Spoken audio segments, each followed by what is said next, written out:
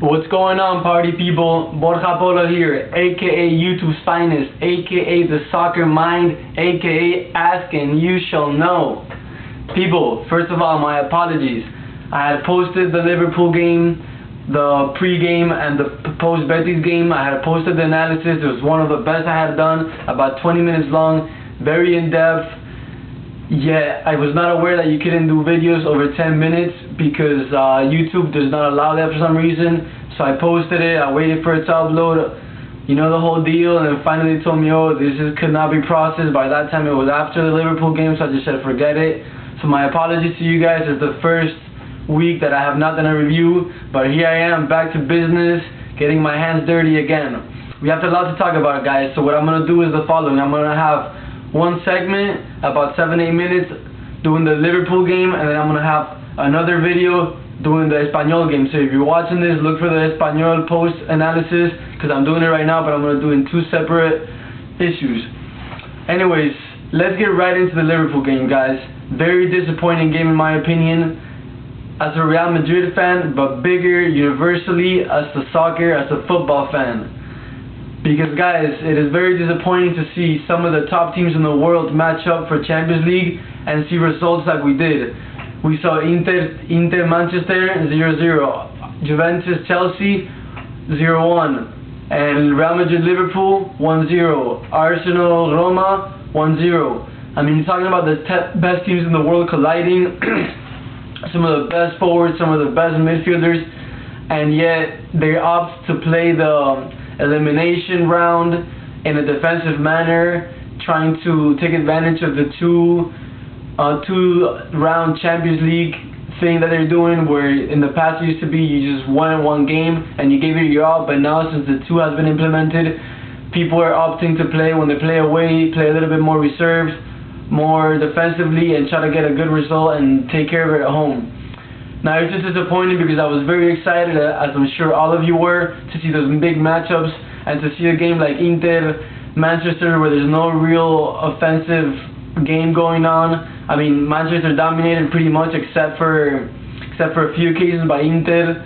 Most of the chances were based on set pieces, so it's just disappointing in my eyes. However, the most disappointing game was Liverpool. It's just sad to see two of the best teams in history meet up. It was a long time since we had met up, and to see a game like that where Liverpool comes in and plays like a small team, just looking for the 0-0, looking for the 0-1, and it was just very, very boring game and very disappointing.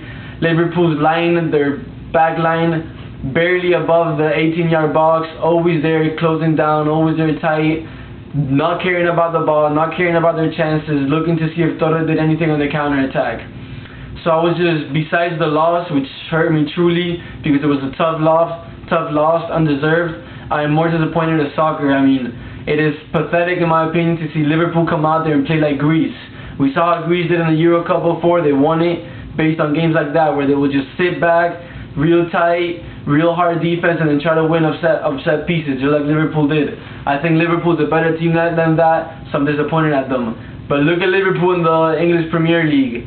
10 ties, guys. They're the tie masters. So it is not surprised that that's how they came out to play in Bernabeu. Now let's talk about the game. Juan de Ramos came out with the same lineup he's been using for the past 3 weeks. Now some people accuse that lineup of being a little bit defensively cut, since he's got in the midfield players like Glass, Marcelo, Gago, who are meant more to destroy than to produce. However, if you look at Madrid's past results in La Liga, 4-0 versus Sporting, 6-1 versus Betis, the team had been producing in the attack, so you can't blame him for not changing the team when it's been so productive. If the things are working well like they were, it really makes no sense to change it. So in that sense, I support Juan de. Would I have liked to see Guti instead of Marcelo? Sure. Maybe slide it in there? Sure. But you can't blame him for what he did.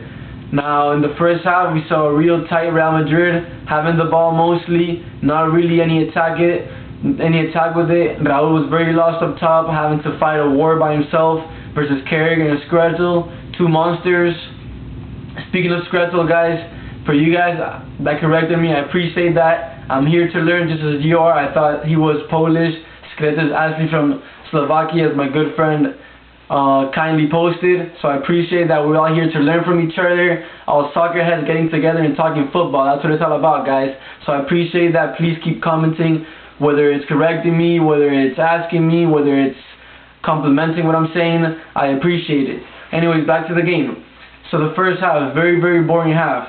Now Juan de immediately corrected. He saw how the game was, and he immediately put Guti, a decision which I could not agree with more. Now Guti, some people, everybody knows I'm a huge Guti fan. You know it, baby. There he is, sitting on my back all day, every day. You know how we do.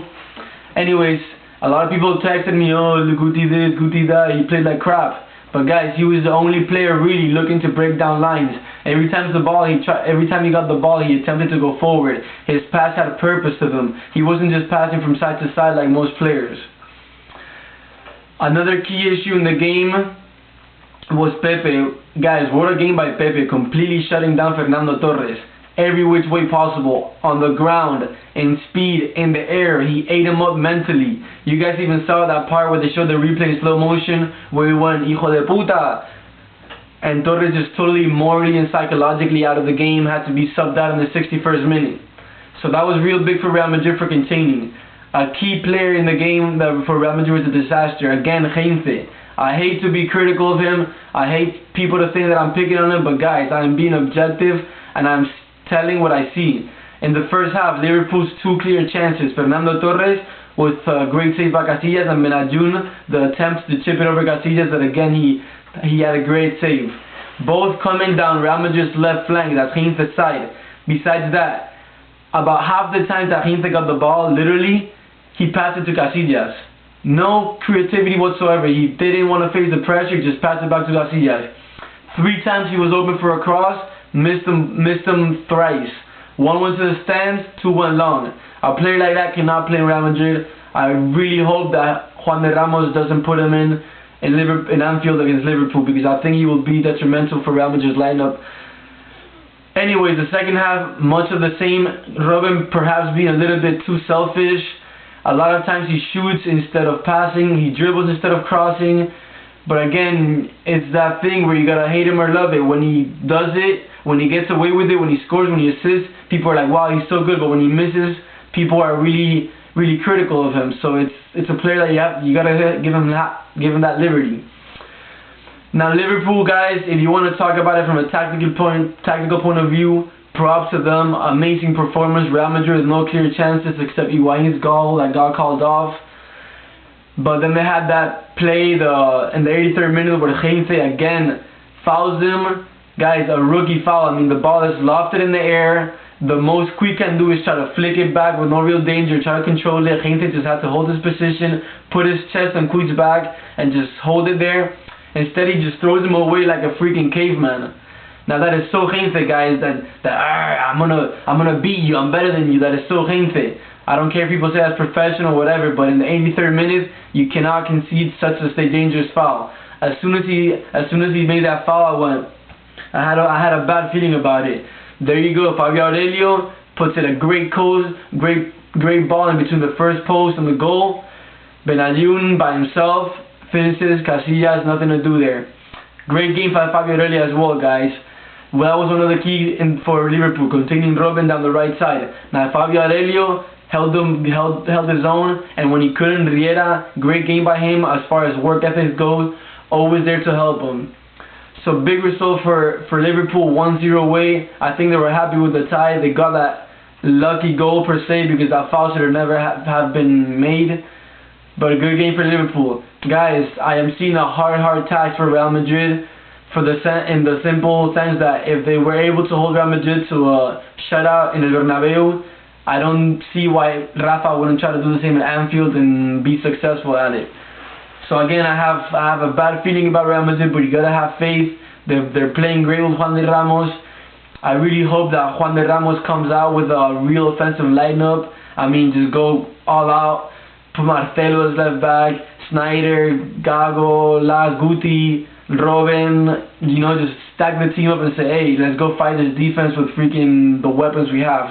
I think that might be Real Madrid's only chance. But as for the Liverpool game, not much more to say. It just seems like the ghosts of the past are coming to haunt Real Madrid again. because for the last, this will be the 5th year we're in octavos, in the, I don't know how you say it in English, Sweet 16 or whatever. We are knocked out. In all fairness, we've been getting real unlucky with the draws. Juventus, Arsenal, Bayern Munich, now Liverpool, while other teams like Barcelona are getting real easy matchups. But still, Real Madrid, if they want to win the Champions League, they're going to beat these big teams. So, let's hope that Real Madrid can take it away. Guys, thanks for tuning in. Like I said, Espanol podcast. The Espanol video is going to be put right after this, so please check that out. Also, check us out at our new website. We have a new website. I'll post the link. It's called goldengoalradio.com. This will be our permanent website. The others were only temporal. So please check us out there, me and Alex. Thanks for tuning in, guys.